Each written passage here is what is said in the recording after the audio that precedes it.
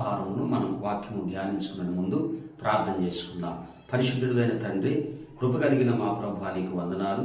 ఈ దినం దీవించి ఆశీర్వదించి మాకు ఇచ్చిన కృపను బట్టి నీకు స్తోత్రములు. ప్రభు, నీ వాక్యమందుండు మేము నడుస్తుండగా మమ్మల్ని బలపరచమని యేసునామములో ప్రార్థిస్తూ ఉన్నాము తండ్రి. ఆమేన్.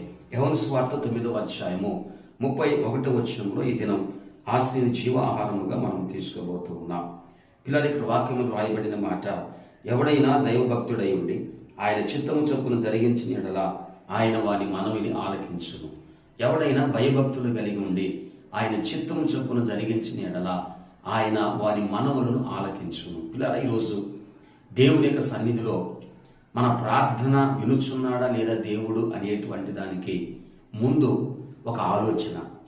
ఈరోజు నీ యొద్దకు వస్తున్న ఈ ఆలోచన, నీవు దైవభక్తి కలిగినటువంటి వ్యక్తివై ఆయన చిత్తము చొప్పున జరిగించే వ్యక్తిగా నువ్వు ఉంటే నీ ప్రార్థన దేవుడు ఆలకిస్తాడు అని డైరెక్ట్గా ఇక్కడ వాక్యంలో మనం చదువుతా ఉన్నాం. మరి దైవభక్తి లేకుండా, ఆయన చిత్తము సరిగా నడుచుకునే విధానం లేకుండా నీ ప్రార్థన, నీ మనవిని ఎలా దేవుడు ఆలకిస్తాడనుకుంటున్నారు?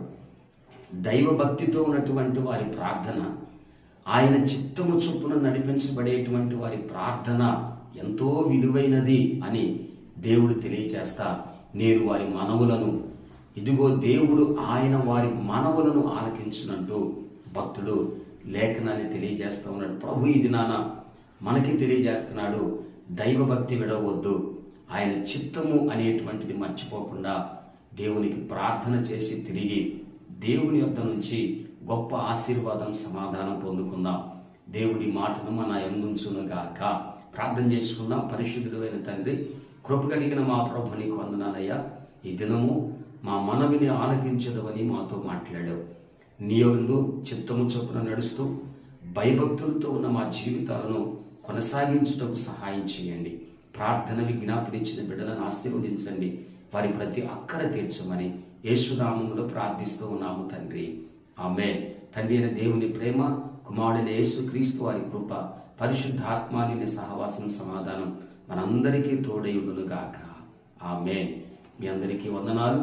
ప్రభు మరొకసారి మీ కుటుంబాల్లో